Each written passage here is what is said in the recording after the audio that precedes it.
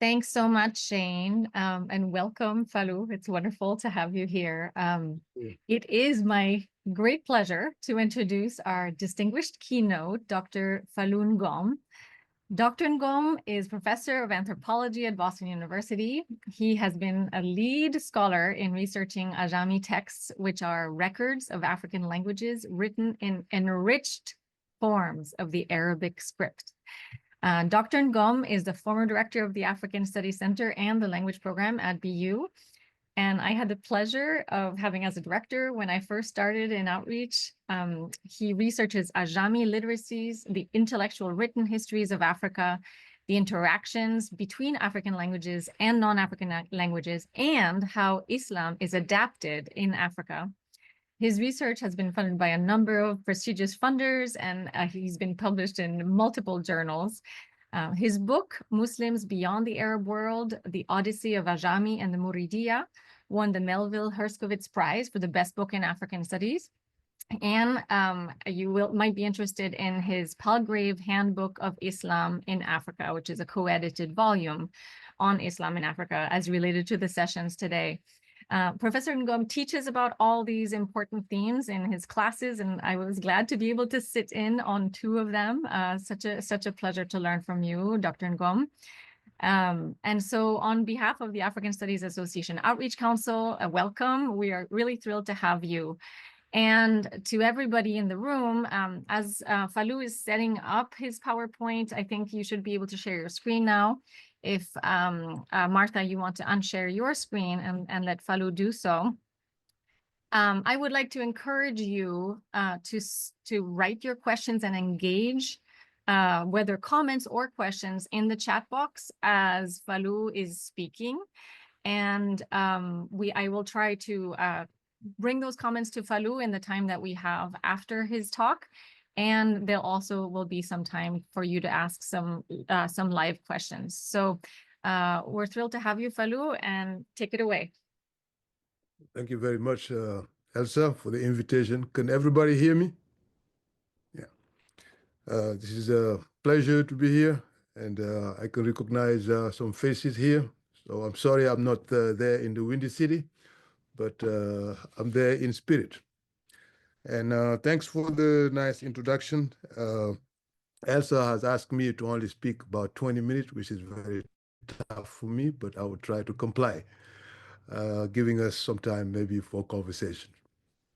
And so what I want to do is just, you've noted in your comment the diversity of Islamic experiences in Africa. Clearly, that's true, and I'm only focusing on a bit,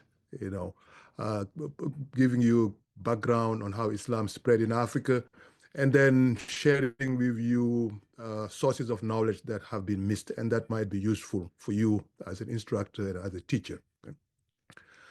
The first thing that I think is important to highlight is how the spread of Islam in sub-Saharan Africa took place. Unlike in the northern part of Africa and other parts of the world, trade was a central pathway through which Islam spread in sub-Saharan Africa. So trade through the trans-Saharan trade routes in the western part, and in the eastern part also trade, okay? So trade along the coast. So trade has been really the central part or the central factor of the spread of Islam in sub-Saharan Africa. As the first groups that were Islamized spread south, especially the Jula and the Wangara, to spread both Islamic teaching, but also trade, gold trade. I'm sure some of you are familiar with the stories of Mansa Musa, whose kingdom was central also in terms of trade and wealth. Okay? So the first point that I really want to make sure that everybody gets it is that unlike in Northern Africa, where Islamic expansion forces spread Islam through jihad, military jihad, in sub-Saharan Africa is primarily trade. Trade has been the major factor that spread Islam. Okay?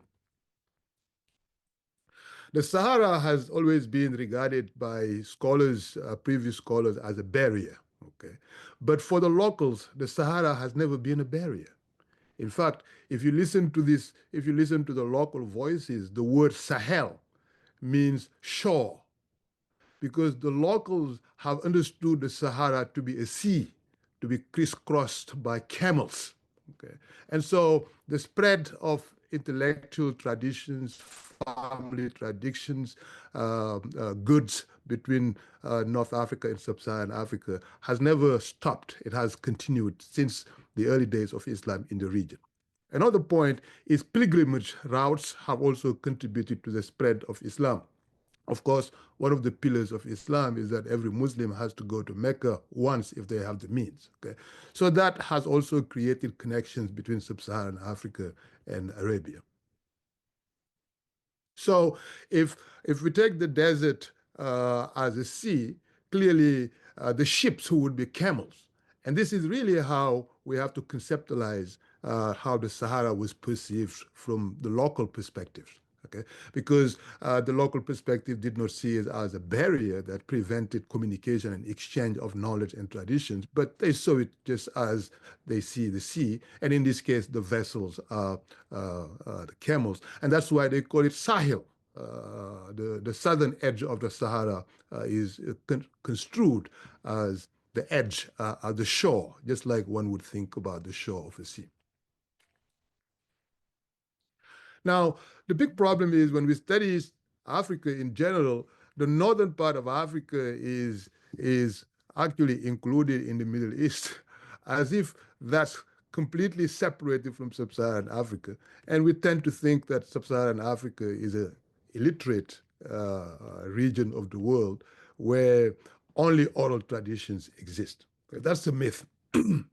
Because wherever Islam has spread, it has brought along its literacy traditions. Okay? It has brought along its knowledge systems. It has brought along its artistic traditions. And all these traditions have adapted to different environments.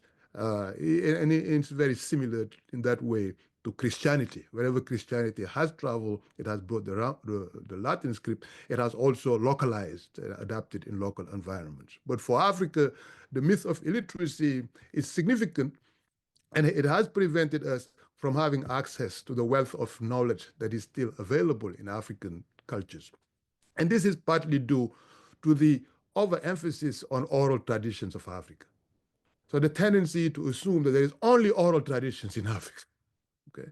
And the second part is the overemphasis on Europhone sources in French, sources in English, and sources in Portuguese, as if those are the only sources of knowledge about Africa. So this emphasis really had made invisible Arabic and Ajami sources of Africa. Before the colonial encounter, Arabic has served as the Latin of Africa, as Henwick noted, for over 900 years. So Africans have been reading and writing for over 900 years before the colonial encounter. But when we emphasize only oral traditions and Europhone sources, we really miss the opportunity to have access to the wealth of knowledge produced by Africans. Okay? So these Arabic and Ajami archives uncovered throughout the continent can significantly enhance teaching and research on Africa. So what I will do in this talk, since I only have 20 minutes, is to give you a taste of what is in Ajami sources in Africa. And first, what is Ajami? Okay. Ajami is simply the modification of the Arabic script to write African languages and really all non-Arabic languages. Just like the Roman script has been modified to write Spanish, to write English, to write all these European languages, the Arabic script has also been enriched to write many African languages. As a matter of fact, in many languages where Muslims are spoken, many languages that are spoken by Muslims, including Ottoman Turk, okay, including at some point Spanish during the time of the Muslim presence in Andalus. Okay, so it's not new. What's new is that the significant productions of knowledge in Ajami and Arabic in Sub-Saharan Africa have been excluded in teaching about Africa. Okay? So Ajami has played a key role in the spread of Islam across Sub-Saharan Africa and indeed around the world. But we also have to dismiss the myth of assuming that every document that is written in Ajami is about religion. It's not. Okay.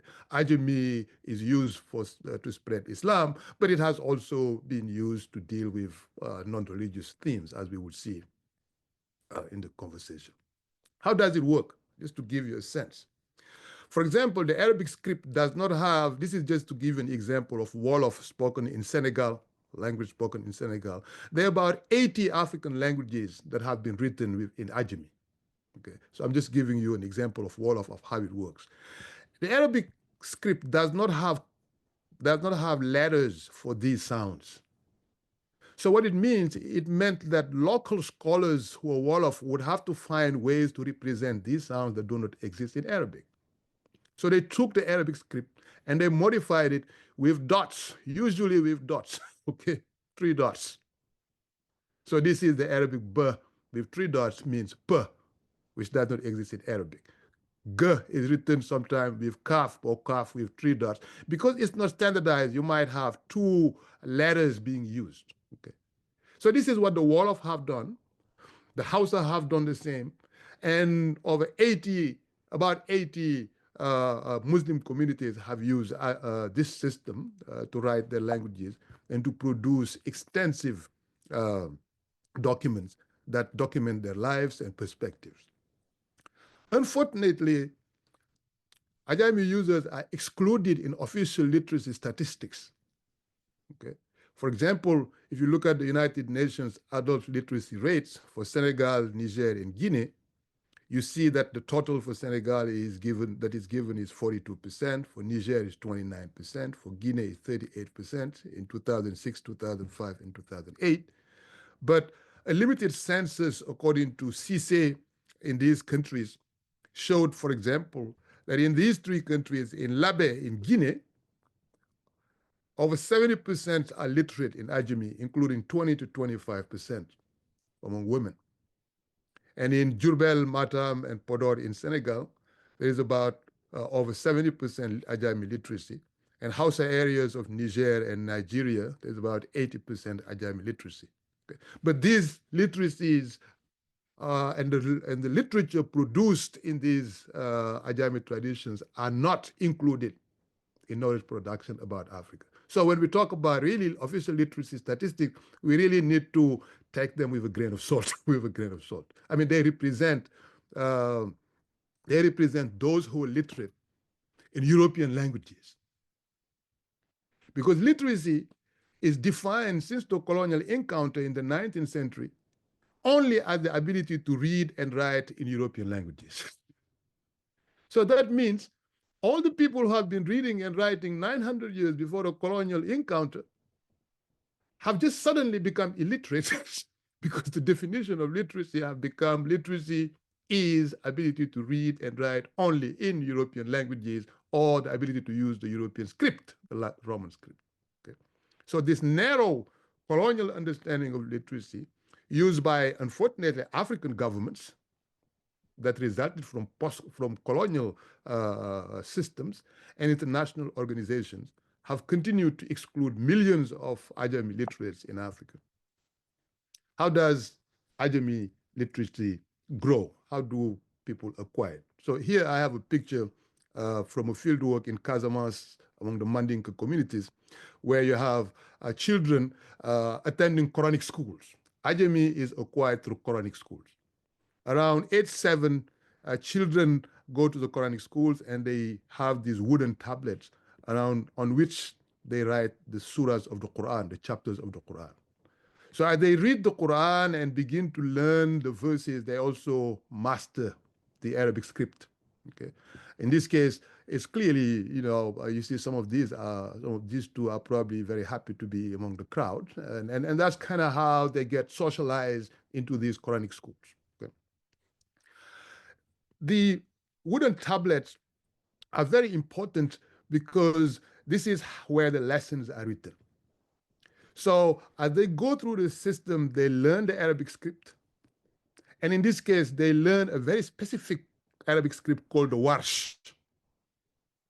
And by the time they finish memorizing the Quran, they have also acquired knowledge of this Arabic script. But they have also acquired the knowledge system that is used in the local culture, written in the local language. So for example, if a student is Mandinka, as they learn this script in Arabic of the Quran, they're also exposed to how the Mandinka have modified the script to write Mandinka. If they're Fula, they're also exposed to how the Fula have modified the script to write their language. Okay, so the result is, by the time they finish their education, they're not only able to read and write in one language, but they're usually able to read and write in two languages. Okay. At the elementary level that I just showed, the first phase is really, at this phase, they learn the script, they learn the Quran until they memorize it. And to graduate, they have to produce a copy of the Quran, flawless copy, a copy with no mistake from memory. And this is what this young person is doing, a 15-year-old boy. And he begins first with writing the Quran without vocalizations, without any vocalization. And then after that, he's going to add the diacritics. Okay. And usually they don't use numbers, paginations. This is the first word that appears in the next page, and that serves as pagination. Okay. When they don't drop out, like people like me, okay, they can go to advanced levels. They can travel to learn, and they could produce multilingual text.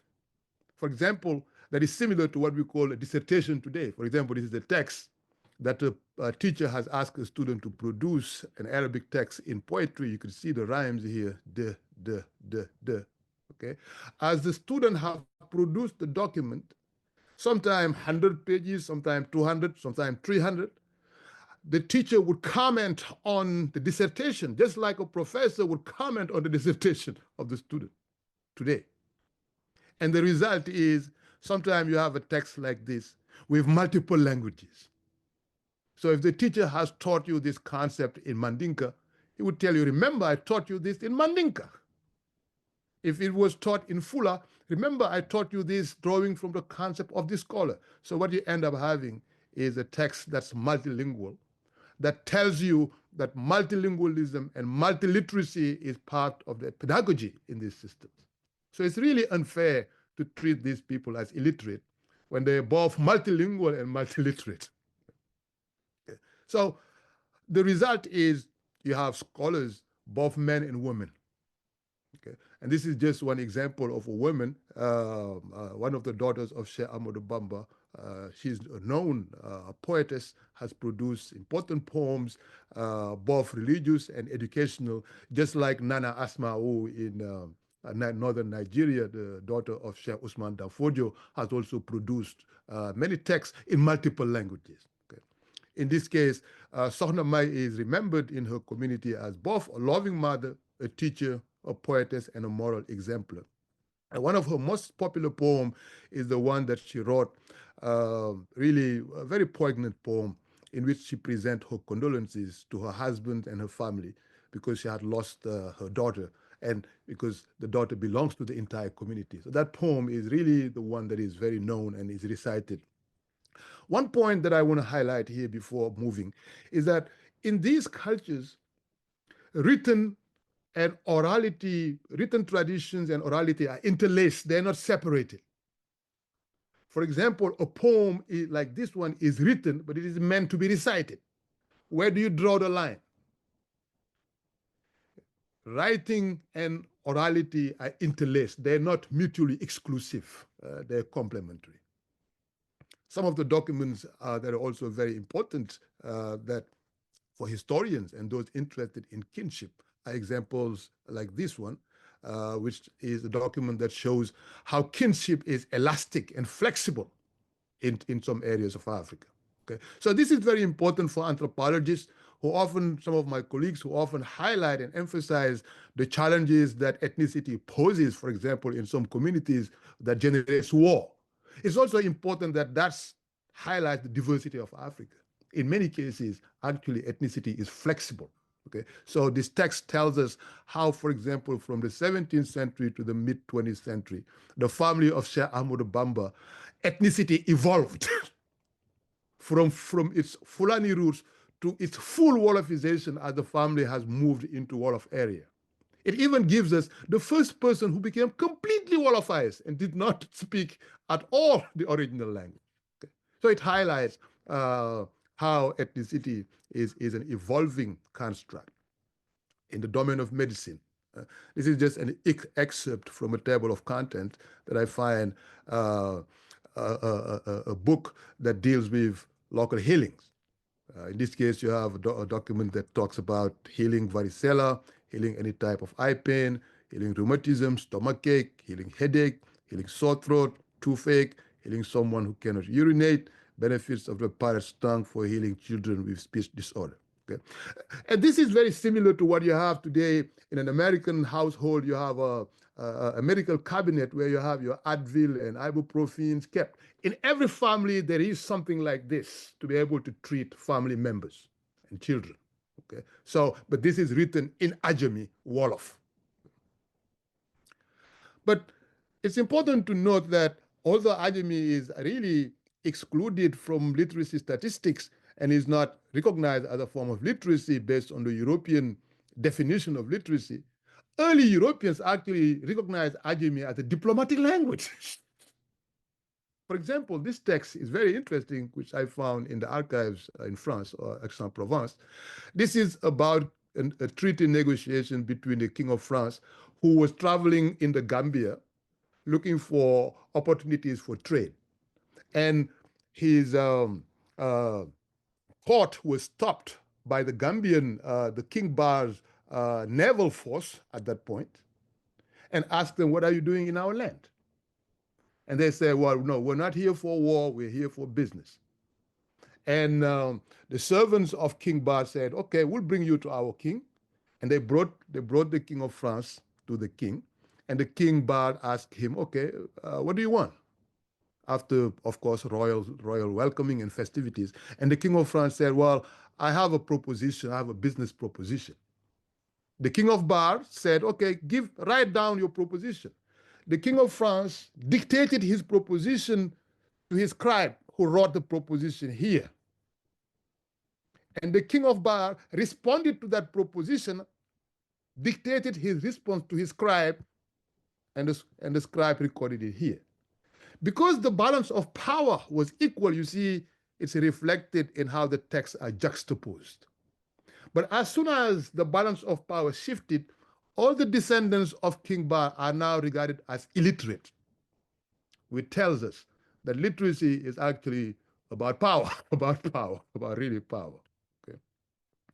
And another aspect that is very important that I think is often missed is what I often call music-derived Ajami literacies. Because remember, orality and written literacy in this case are interlaced. A poem can be written, it also can be read. Okay. And in general, every written document has an oral version, because the concern here is that the message reaches all layers of society. Okay. And an example here is, for example, this document. may ma ngene li julli yëpp ak wér daa ak darajay sa loxo lii ngay binde def ma bu wér sa loxo lii ngay binde ak darajay sa cër yi may ma cër bu rëy ci yow bu gën a sakkan bépp cër. Now, if you spoke Wolof, you cannot not be moved by the beauty of the poem. Right? And because these poems are so short and they're beautiful, they're produced by local Shakespeare's, right? So they're memorized by people. And in some cases, they've memorized first, and because they're so interesting, and they're written in the local language, it is after the memorization that people learn the script in which the language is written, in which the poem is written. So what it means that there are other channels to acquire literacy, rather than acquiring literacy from A, B, C, D. In this case, it's hearing the music, mastering the beautiful poem, and later learning the script in which the poem is written. So, and this is now going on in digital space, for example. In the past, they had, like, for example, you had the poem and you have a DVD. Now you can find the poems online, and they're time aligned with the chanting, allowing people in the diaspora, African communities, Muslim communities in the diaspora, to acquire both the content, but also literacy through what is called music-derived literacy. And to conclude here, these traditions have also been brought to the Americas. because for centuries, the only presence of Muslims in America was an African presence, because of Africans caught up in the enslavement, in the transatlantic slavery. Right? So this document is interesting. It was written in 1789. 1789, of course, is the French Revolution date. At this time, literacy rate in Europe was insignificant. And based on the first explorers who came, for example, to Senegambia, Roger Baron and others noted that the literacy was spread in Africa more than, for example, in French rural areas.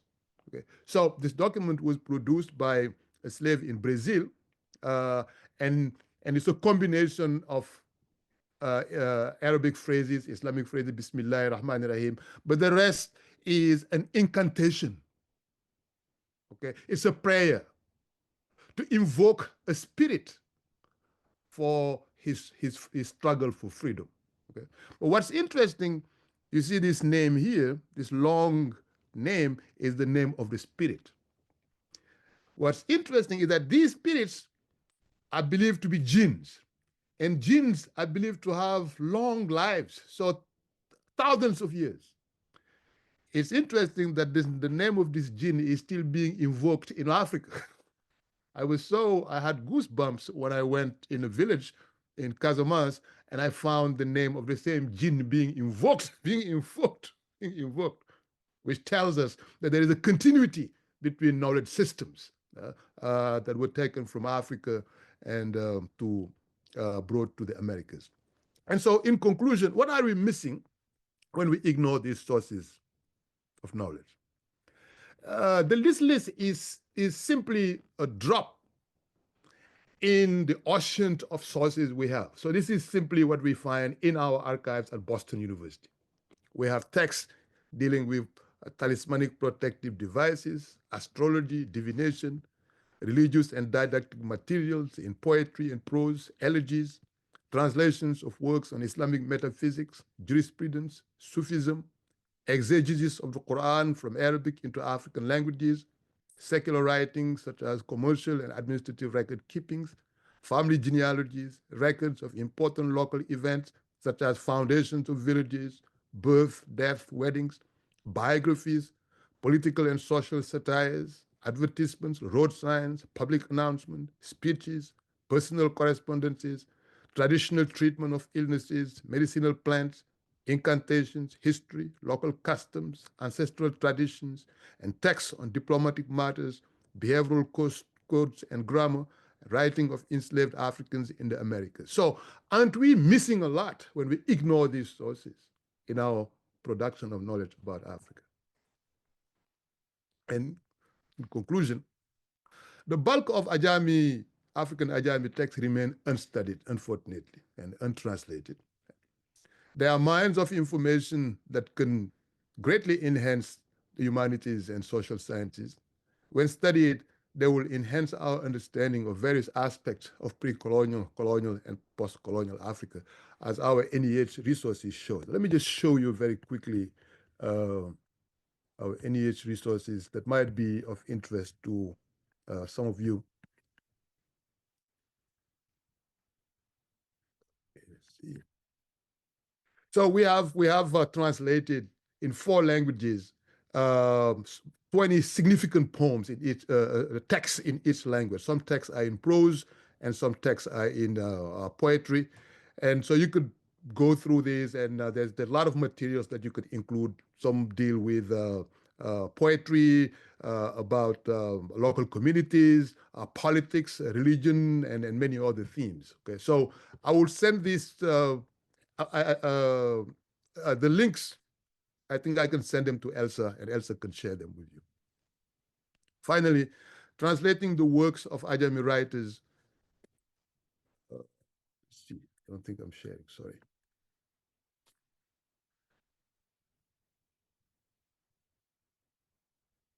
Finally, translating the works of Ajami writers will help to decolonize knowledge production about Africa. expand the canon of African literature beyond Anglophone, Francophone, and Lusophone. We tend to think that African literature is only in French, in English, and in Portuguese. But how about Hausa Ajami writers? How about Wolof Ajami writers? How about Mandinka Ajami writers? These should be part of the canon of African literature and challenge stereotypes about Africa, Islam, and extremist ideologies that are now threatening peaceful coexistence in Africa and beyond. Thank you very much for your attention, and I will be very happy to answer questions and engage in conversations.